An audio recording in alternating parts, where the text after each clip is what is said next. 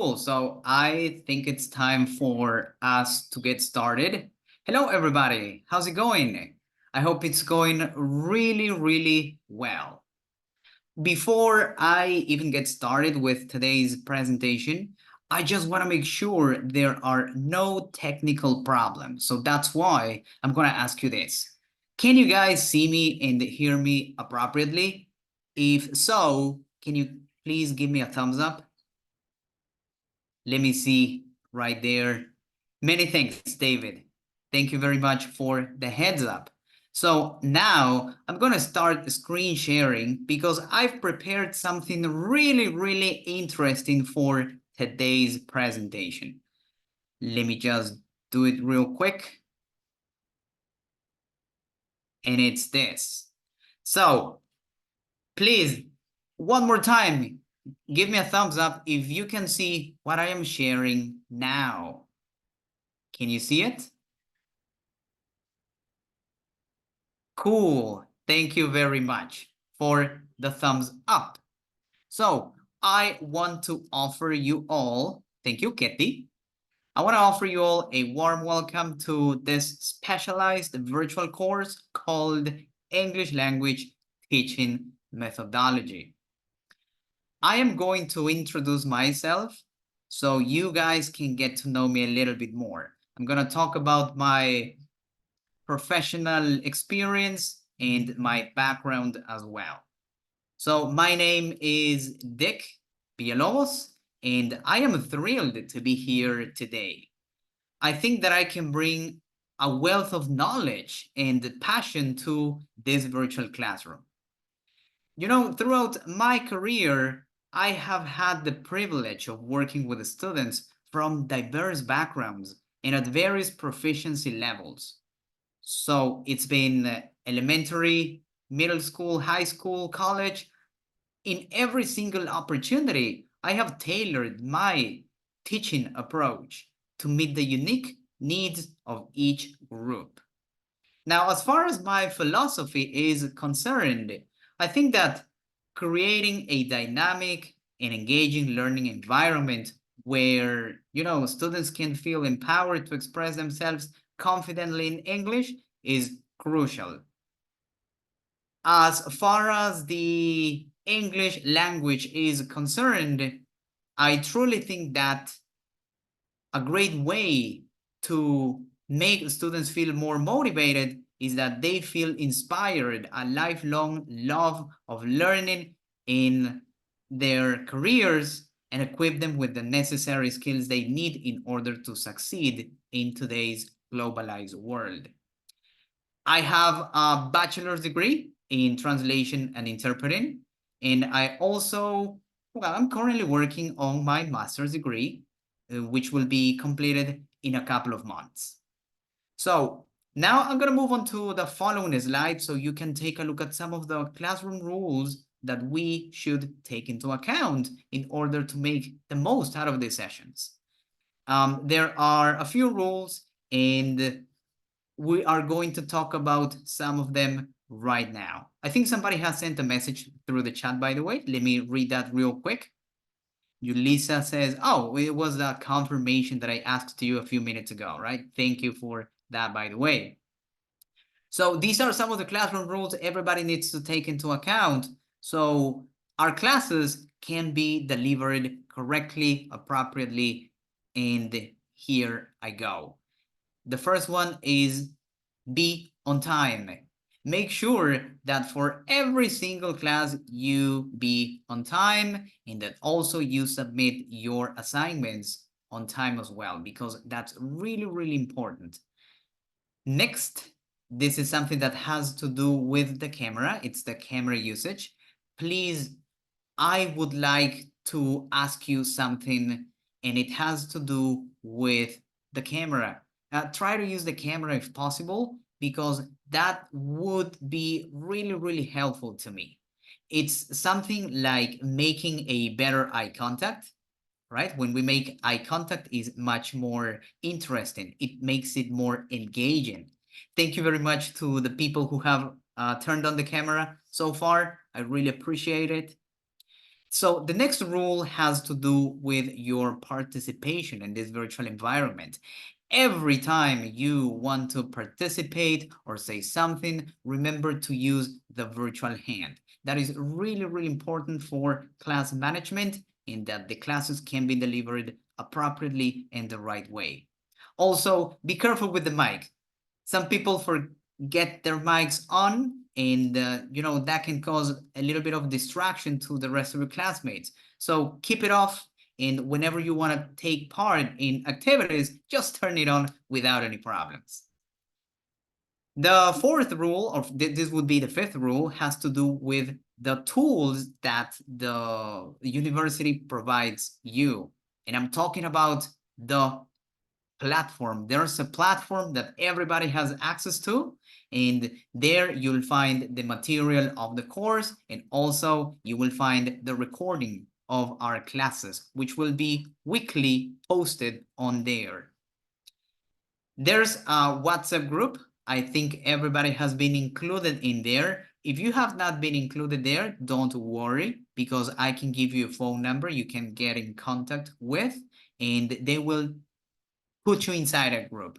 So don't get stressed out.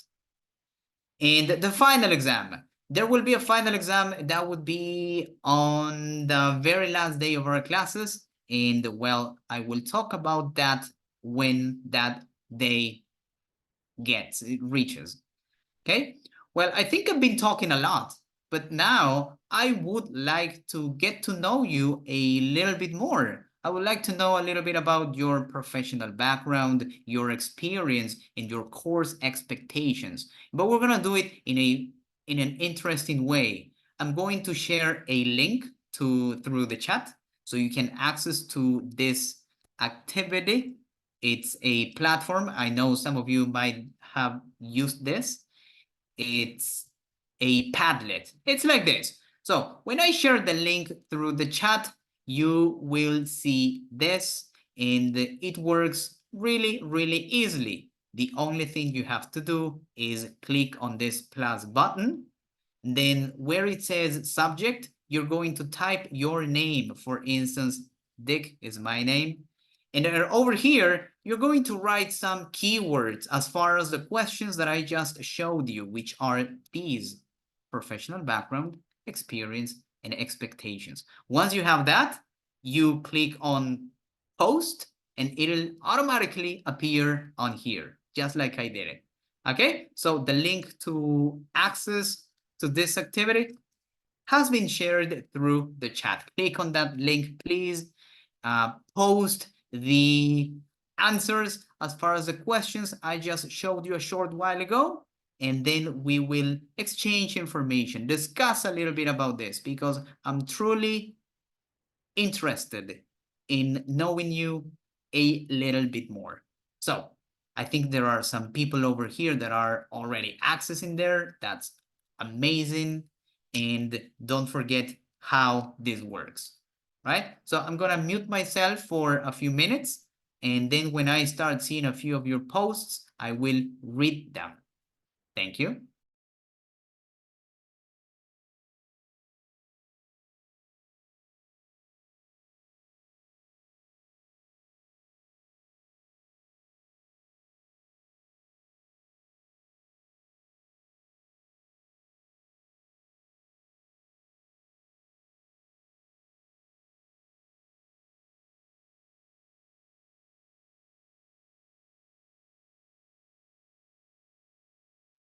Sorry, Mr. Dick Villalobos, what am I gonna do? What do I have to do? You have to post the answers as far as these questions are concerned: professional background, experience, and course expectations. Did you get it this time, Julissa? Yeah, I get into the link, but I don't know how. You don't know how to post a comment on here? Well, let me explain that to you one more time. Look, there's this plus sign on the corner of the screen, the right corner of the screen at the bottom. You click there, and then you will see this. It'll automatically appear. It says subject, you write your name over there, and here you type the answer. Just keywords. Okay, you don't have to write so many words, just keywords. Okay. Fantastic. So the questions, I'm gonna put them over here so everybody can see them. Professional background, experience, and course expectations. I was about to edit this, by the way. Yep, here you are. Okay, so these are the 3 questions that I'd like you to answer. Go ahead.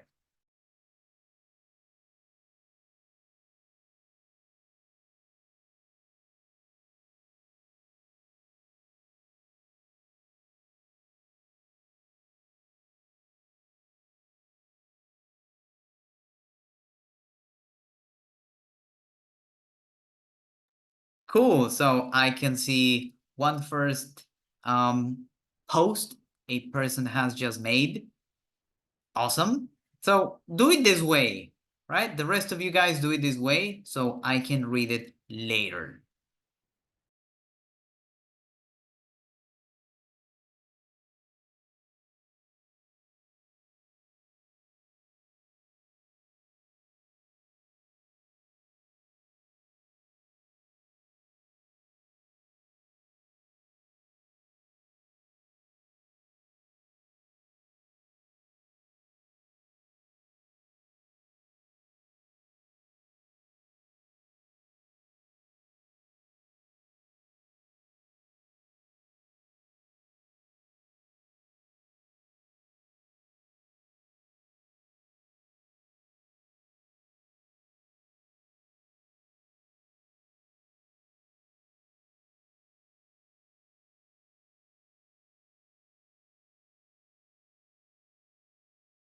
So we're gonna set the time because if I don't do it, it's going to take too much time. 2 more minutes, okay? 2 more minutes, and then I'll start reading some of your answers you posted on here.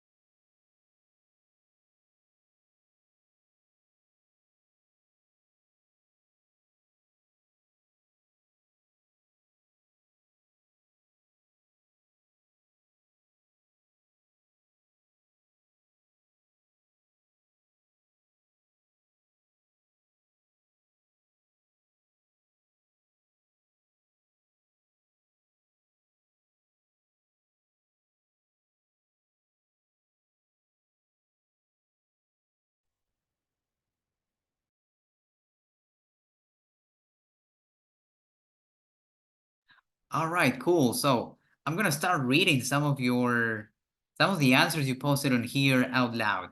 Okay. So Hari says 4 years of teaching kids and teenagers, 1 year of virtual classes, and 3 face-to-face classes. Teaching experience with the Callan method, improve my management class, and learn new techniques. Cool, thank you very much. Well, that's actually some of the topics we will cover from next week, from next Saturday. Let me keep reading some of the answers that are over here. Silvia Garcia. Hello, I'm Ecuadorian, an English teacher, and I have been a teacher for 35 years. Wow, that's amazing. That's a lot of time. I have worked in all levels, such as kindergarten, primary, and adults. I hope to learn more about strategies and contribute in the teaching process in my country. Thank you, Silvia. That's amazing to read. Julissa Cardenas says, hi, I'm Julissa. I have studied at IBNA for 3 years. Also, I got a methodology course for 6 months. I've been teaching English since 2010. I'm an English kindergarten teacher. All right, Julissa, thank you very much for posting that and sharing your experience with the rest of the participants. Lisbeth Maquera, I want to know more about how to teach children. Interesting. Adrian, 5 years teaching teenagers, improve the way that I can approach and engage students.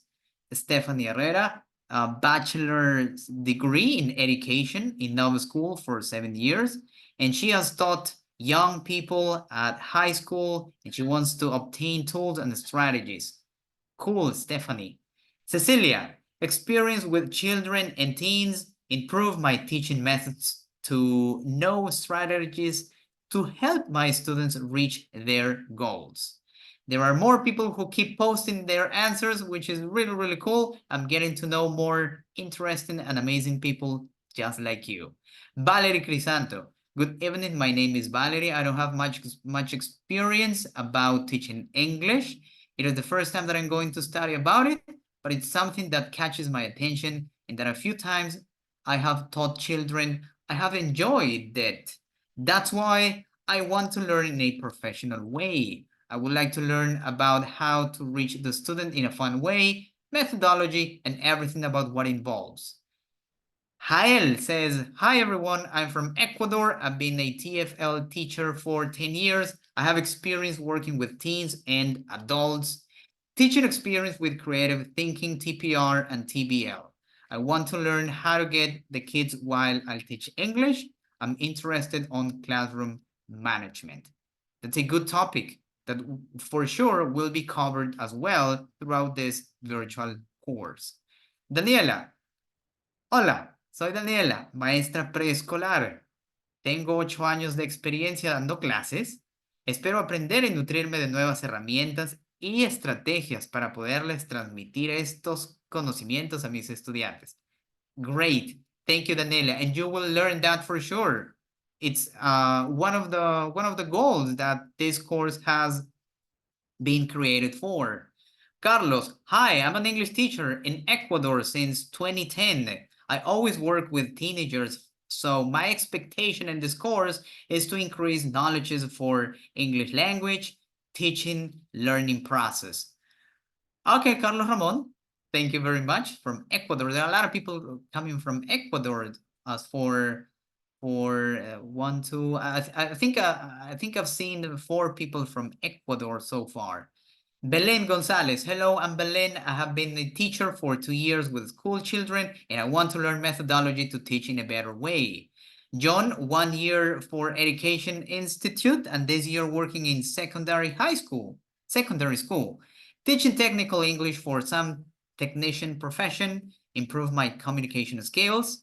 And last but definitely not least, Mary Cáceres Calderon, and she says, I'm an English teacher. This is my 3rd year teaching children and teenagers. Nowadays, I teach English in a public school in Quillabamba, Cusco, but I'm from Arequipa. I hope I can improve my skills methodology in my classes to help my students learn English in an easy way. And well, Winnie, there's one more answer. She says, 1 year teaching kids, currently teaching teenagers online. I would like to learn more about techniques around people who have or want knowledge. Thank you very much for all your valuable answers right here. I really appreciate that. That gives me a better perspective on the different proficiency levels you guys have. So thank you. Thank you for your amazing experiences. So I want to talk about some general information as far as this specialized virtual course is concerned, so you can take that into account, and then we will discuss about something really, really interesting that I know it will blow your mind for sure. Okay, so let me move on to the next slide and talk about the general information. So you guys know that the name of this course is English Language Teaching Methodology, and that it will officially start next Saturday with our first session. You will see the academic schedule in a few more minutes. The time that has been set is from 6 p.m. until 9 p.m. It's a 3-hour course, and the class modality is on Zoom, just like you guys are connected here. Course contents. So the course is made up of 8 different sessions. And on each session, we are going to cover different topics. These are some of the topics that will be covered throughout these 8 weeks we will have together. We'll talk about learning styles, emotional intelligence, developing language skills. These are basically the linguistic competence your students should develop in order to communicate effectively in the language. And I'm talking about those four everybody knows: listening, reading, speaking, and writing. How can you promote those how can you promote those abilities and help your students become more effective at them? We're also going to talk about some methods for specific purposes and some teachers' expectations, and that will be covered at session number 8. Okay, so something that I'd like you to help me answer is these two questions that are over here. These are important questions that will definitely give me a much more clearer panorama as far as the way you think and the way you can tackle these situations. So these are the questions that I'd like you to help me answer. What comes to your mind when you think of teaching English? And how important do you consider teaching English is, and why? So can you let me know your thoughts on this? If you want to share your ideas as far as this is concerned, please raise your hand. I would like to have as many participants as possible so I can hear your thoughts on this. So do we have any volunteers? Any people who are eagerly willing to share their ideas on these two questions? Let me see. Nope. Well, apparently there are no volunteers so far. Well, if there are no volunteers, then I guess I should... Oh, awesome. That's just fantastic. A few people have just raised their hands. So let's see. Adrian, yes, go ahead, please. Let's listen to your thoughts on this. Okay, first, can everyone hear me well? Loud and clear. Okay, thank you. So about the first question, what comes to your mind when you think of teaching English? I think we as teachers not only have to think of the way we teach, not only that, but the way we can transmit this knowledge. I think is not only teach the language, but transmit our knowledge in different kind of ways that the student can receive. And how important do you consider teaching English is and why? I think it's very important for students because it opens several doors for students in the way of education. So that's are my thoughts about the questions. Many thanks, Adrian, for sharing that valuable information with us. We have a few more people who are really interested in answering these questions, and we're going to give them the floor. One at a time, by the way, so we can understand each other. Silvia Garcia, go ahead. Hello, everybody. Hello, Mister. Nice to meet you and be here. As a teacher, especially in our country, in Ecuador, we are going to consider the first one when I think in that is the most important motivate our students. Always the students is to consider that English is not necessary in their careers or learn another language because maybe they aren't motivated in that.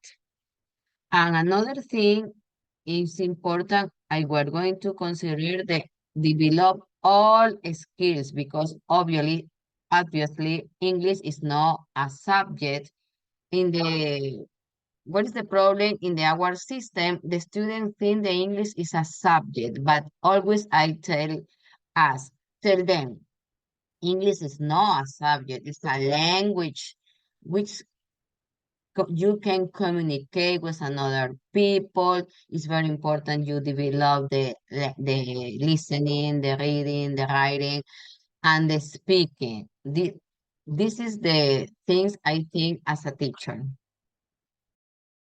Amazing, Silvia. Yes, and what you said is really, really important. A lot of people say English just as an English course, English subject, but it's rather a communication skill, as you just said. Thank you, Silvia. Julissa, how about you? Okay, good evening to everyone. So what comes to my mind when I think of teaching English? I think for me, it's so important that my students try to love English language as they love their native language, no? And I like to improve also my way to transmit my students and the vocabulary, the way I teach. I would like to be more clearly for them. And how important do you consider teaching English and why? Okay, I think English is the key of many opportunities for students. If they can improve their English, they can have more opportunities in their lives, also in their studies. Thank you very much, Julissa. Something that we have in common is that our goal is to inspire a love of learning in the students, so we can equip them to face today's challenges as far as this globalized society is concerned. Thank you, Julissa, for sharing that with us. Stephanie, how about you, Stephanie? Go ahead. Hello. When comes in my mind, perhaps is how we challenge every day. In our class, we as teachers, we know that we have to update in our way of teaching, in our way of looking at students also. And every generation is different. So I think that definitely we have to just look for new strategy, new information for make our class much more enjoyable than it used to be. And how important I consider teaching English as Julissa said, definitely English opens new words, but also it help other people to enrich their experience, their background, knowing other people's mind. And we need that as a main challenge for getting new opportunity. Many thanks, Stephanie. That was awesome. And yes, learning English can help you unlock your full potential to new abilities, for sure. Raymond, how about you? Good evening, master and their partners. It's a pleasure for me to come be here. So I think, such as a teacher, it's very complicated to come understand about the first question, because in some cases there are a lot of students that we have around all this my teaching process. I have a lot of kind of students. For example, in this case, I have students that they are from rural areas, so they can to understand about the importance that the English have actually. And so I always try to motivate, because English actually is very important, because if they know English, they have other opportunities for to work, for to travel, for to meet new people. I always can to motivate this. Awesome, Raymond. And there's something that I truly agree with you. And you said it opens new opportunities for students. Yes, that's called empowerment. You can empower students to get new job opportunities, to make a career, to have a better education, for sure. Thank you, Raymond. There are a few more people who are eager to answer these questions, and that's really, really amazing. Go ahead, Valerie. I'm all ears. Good evening. For the first question, I was thinking about teaching English in a way that students want to learn in English and not feel obligated to learn it. And respect to the second one, I think that nowadays it is very important, since we're in a globalized world, and if we want to go further, English will help us with that. Yes, thank you, Valerie. English can definitely help you go beyond and achieve more goals that you might have on your mind. And last but not least, that's Gracia. Gracia, go ahead. Yes, Mr. Thank you. Well, for the first question, I think that if the personality of the student, it's a very important factor in this type of method of English teaching, especially if you're teaching, for example, a very small kid or teenagers that will be kind of rebel. But I think it's how you can the best techniques. So it will be a good way to learning for both as well the teachers, the student. And for the last one, well, I think that all the people can be in the same way. English is such an important thing, not only because it's the most popular language, because it's a great way to travel, to communicate to other people that maybe are too far, and it can be a good way to get nearer from them. And of course, that is important how you can reach the mind of the students, because, well, a good teacher can make you love English, but a bad one maybe hates that subject. So that's it. Thank you. Thank you very much, Gracia. Everything what you guys have said so far, it's been really, really helpful and interesting. And yes, I agree with a lot of you guys. So when I think of teaching English, there are a few things that come to my mind as well. I think you've said everything, but I'd like to add something else. For instance, when it comes to communication skills, you said that, you've mentioned it, right? So when students are able to develop communication skills, that means that they're going to be able to find more ways to, you know, communicate with people from different cultures, and they will be able to equip their careers and their ability to effectively communicate with people from diverse backgrounds. Also, something that Raymond said, that it opens doors to a new opportunities. And when I said that's empowerment, I meant empowerment because learning English can absolutely empower people by expanding their knowledge for education, employment, and social interaction, for sure. So now there is one extra question that I'd like to show you, but we are going to do one exercise before we answer that. The question is this: do you think English is easy to learn? Before you guys express your ideas on this, I'd like to tell you a short story about myself when I first started learning English. So when I was an undergraduate student, I was able to learn English very, very quickly. I didn't have any problems to get the knowledge. And one of the things I used to compare was verb conjugation.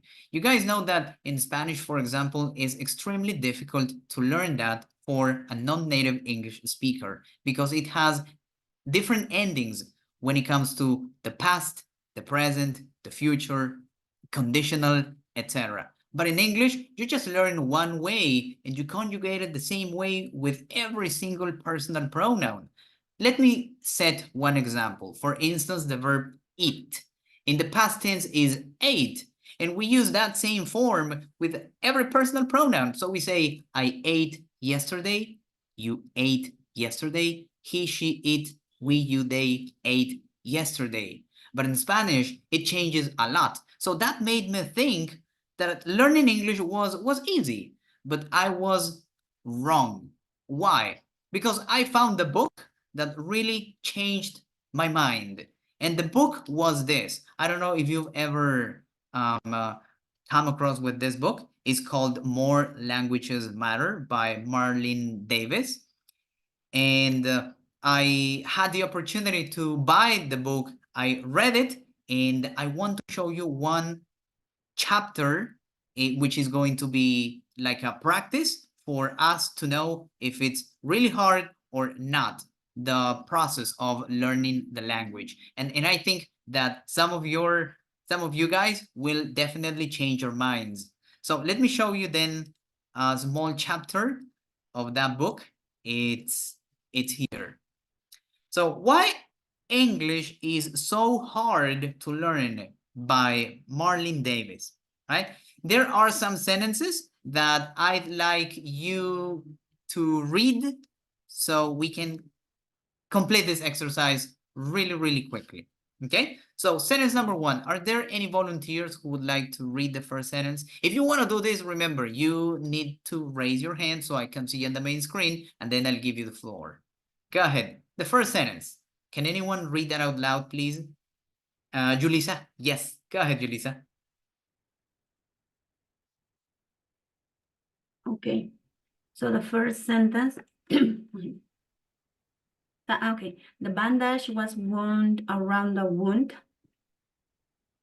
Okay. All right. Thank you, Julissa.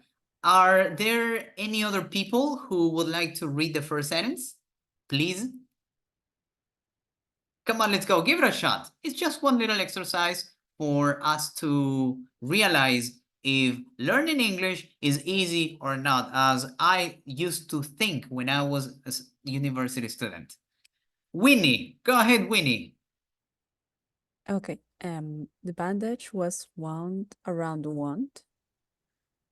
Thank you, Winnie. And yes, you're right, Winnie. So look, we have these two words that look the same, but they are pronounced differently, right? So Winnie said the bandage was wound around the wound. And yes, that is the appropriate way to pronounce that, because here wound is the past participle of the verb to wind, which means to wrap something around. And here, wound is a noun, and it means an injury, right? Thank you. How about the second sentence? Any volunteers to read the second sentence, please? What if, I don't know, what if Gracia gives it a shot? Oh, Jael? Why not, Jael? Give it a shot. Thank you. Number 2, right? Yes, sentence 2. The farm was cultivated to produce. Okay, thank you. And how about Raymond? Do you want to give it a shot, Raymond? Yeah, that's right. The farm was cultivated to produce. Okay, thank you. So, do you think these words are pronounced the same? The farm was cultivated to produce? What do you think? Do you think those words should be pronounced exactly the same? There are no difference as far as their pronunciation is concerned? Any ideas?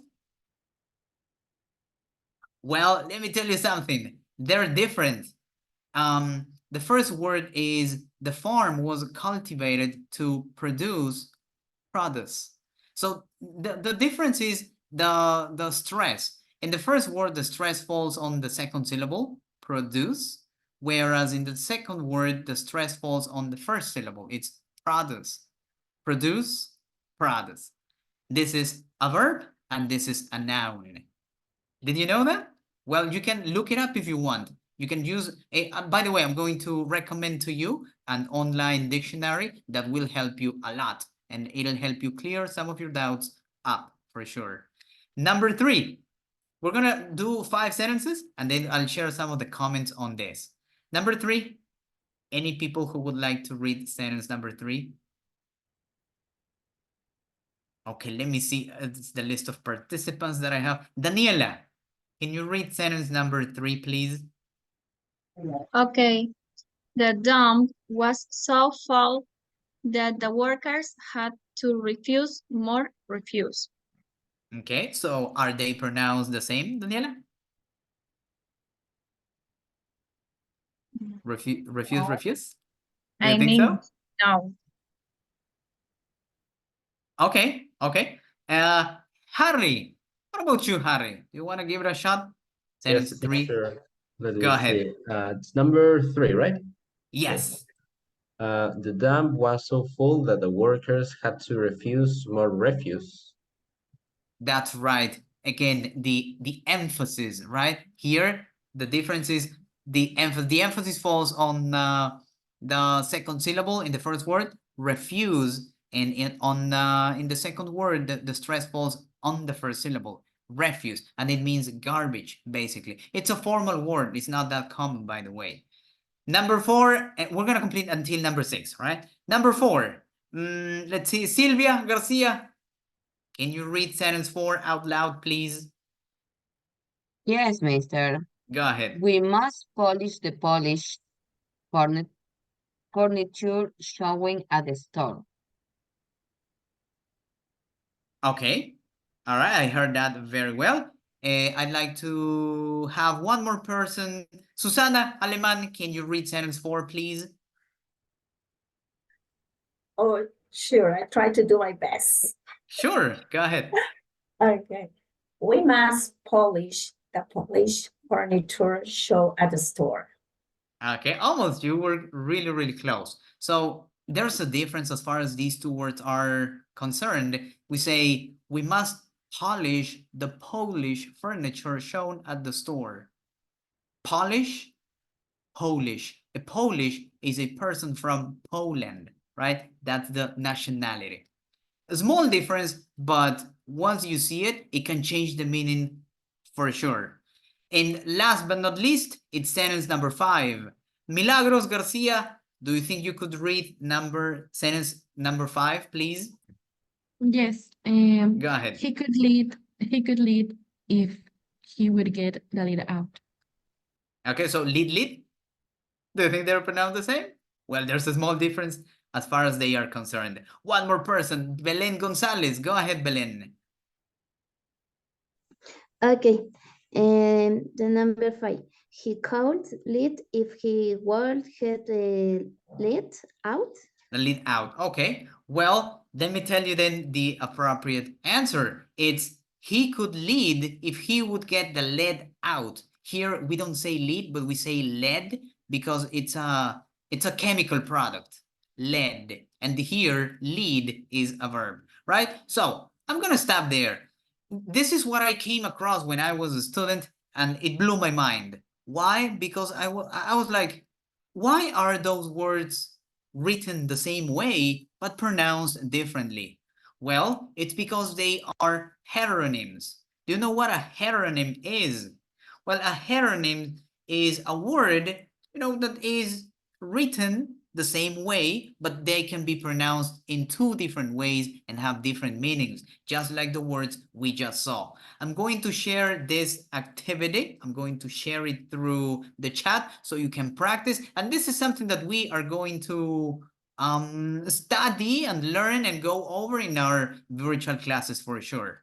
Okay, so take a look at the name of the book. If you could get it, that would be completely awesome. More Languages Matter. It's a great book.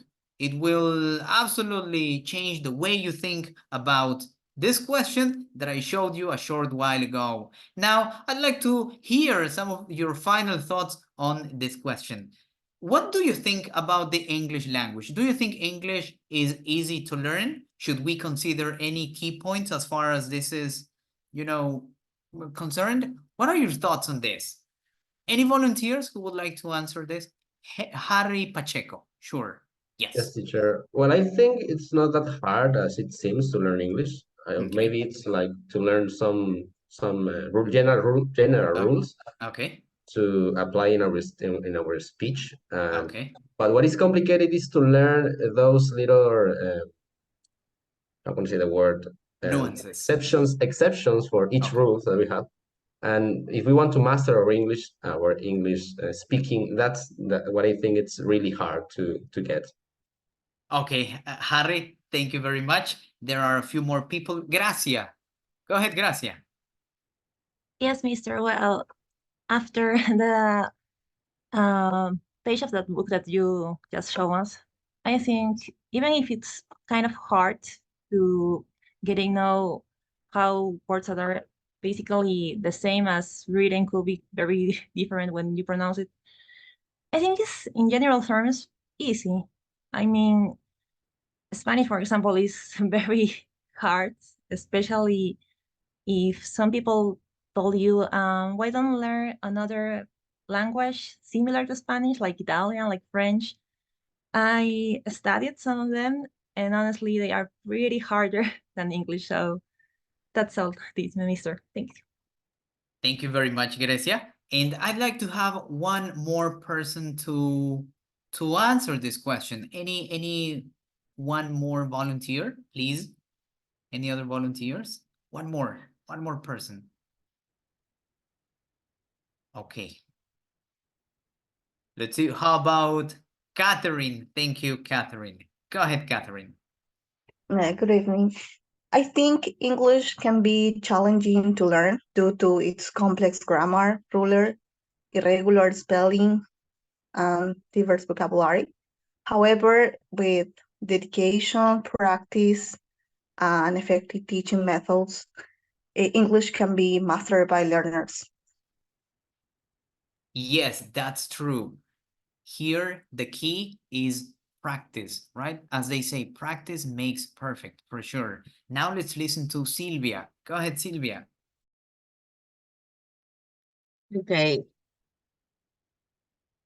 Learning and teaching English could be easy or difficult according to the teacher, according to the students. It is a challenge, as my partner said, because as a teacher, we're going to create the strategy or the things or the way how to learn. Obviously, try to be the easiest things, because the students, maybe I told you the first one, they aren't motivated. The first one we have to motivate. According to every different situations, could be easy to learn and teach English. Thank you very much, Silvia, for the input. Now, Raymond. Go ahead, Raymond. Yeah, according to this question, maybe for me, learning any new language is difficult for most people. Exactly in this case, English is not an exception, because the fluent in English requires a lot of communicative time and practice. So, although learning English can be hard because there are a lot of things that we have to make to learn English easier. So we have to have the right attitude, resources, or a good teacher, for example. You are 100% sure, Raymond.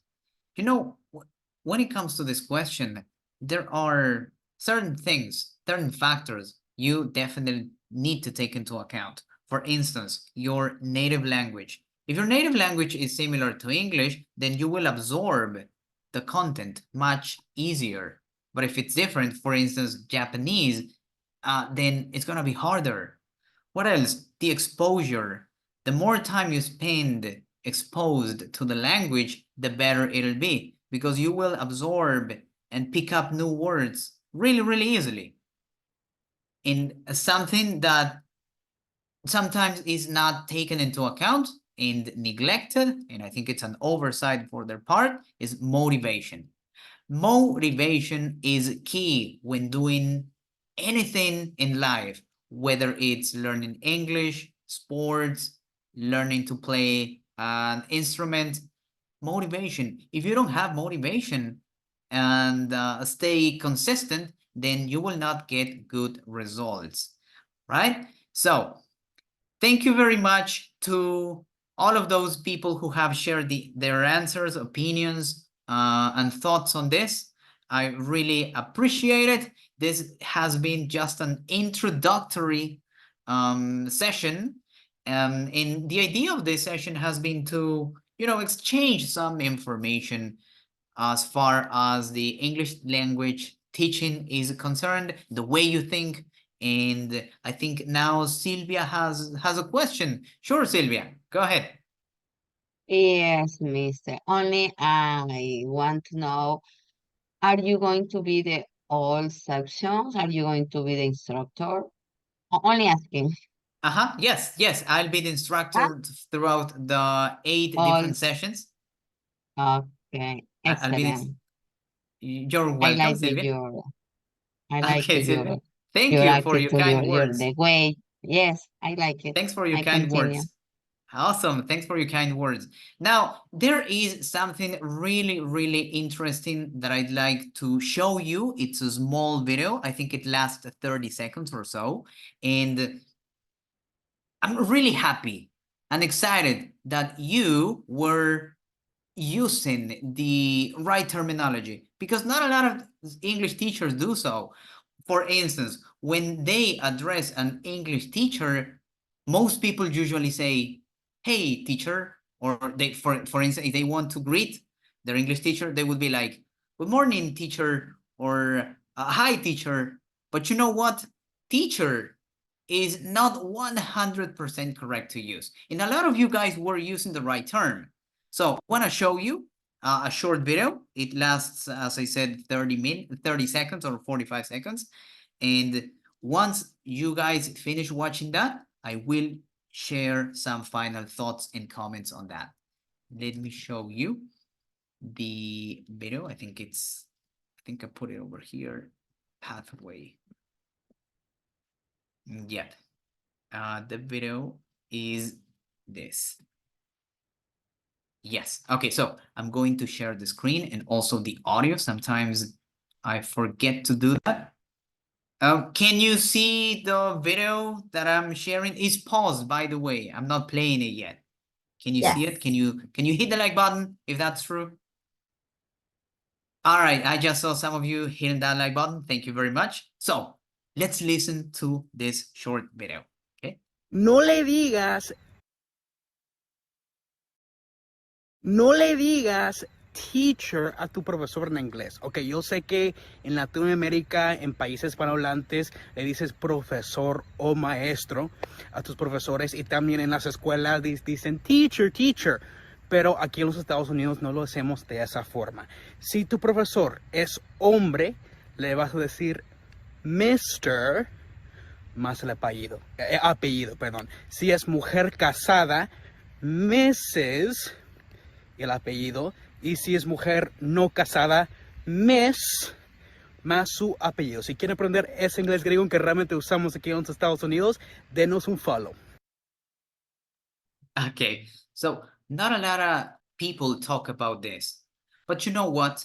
When learning a language, we don't just learn the language per se, but we also learn the culture. Culture is an important aspect when it comes to language learning.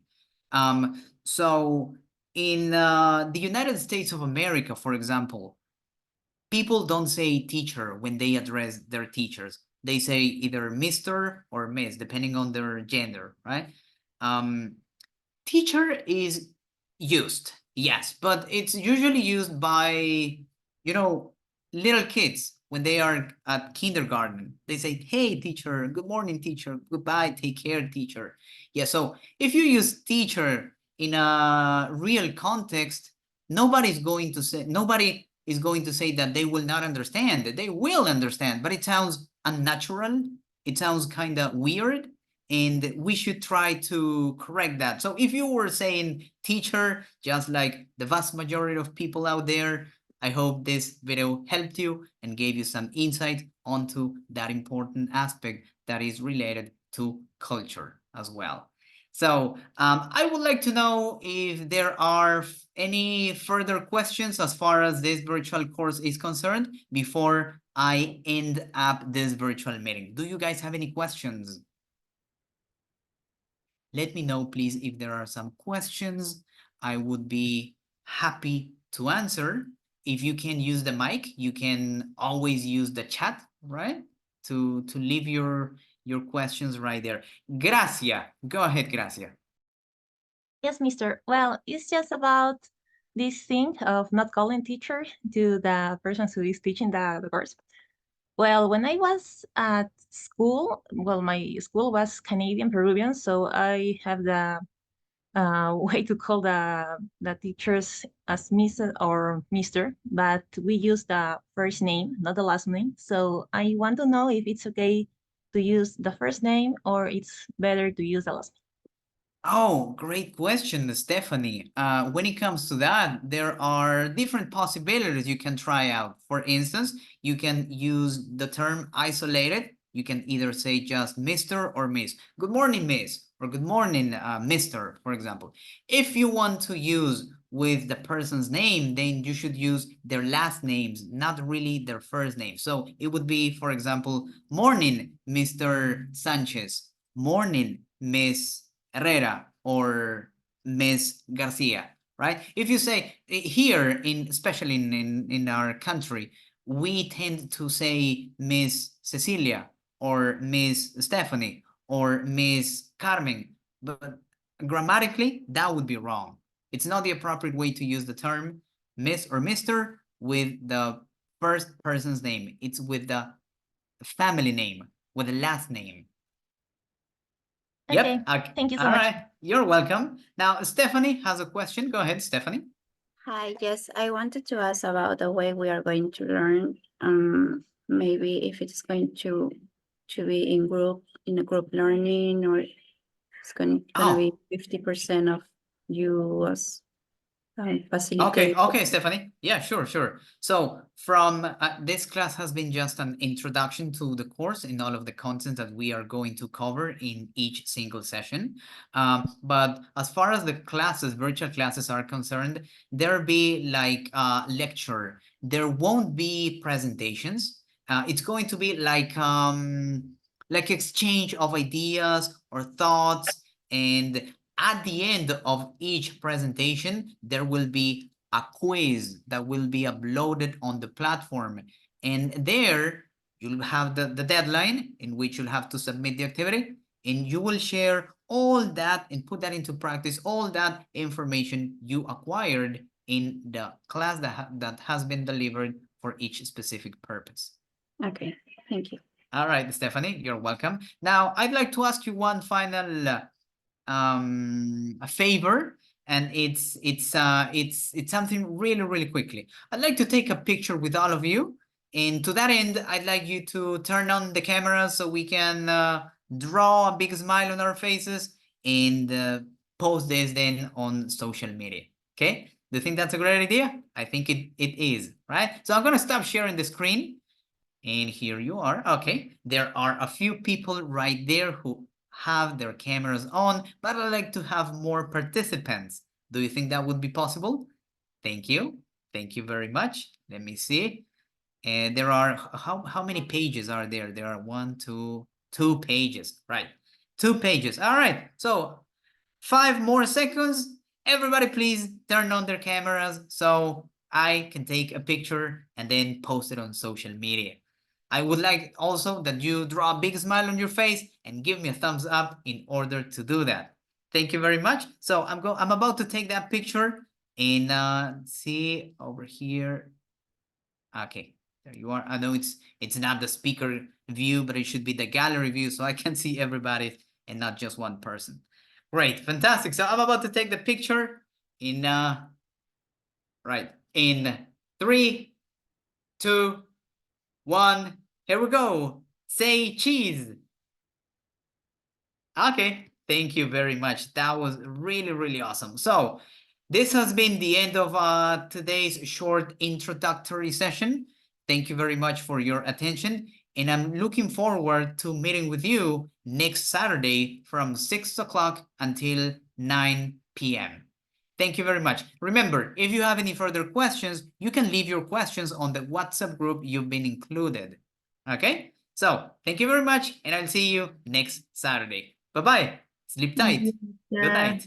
Thank Good you. night. See you soon. Bye-bye. Bye, see you. Thank Bye-bye. you. Bye-bye. Take care, Bye. everybody. Take care. Bye-bye, Goodbye, teacher. teacher. Take care. Bye. Thank you.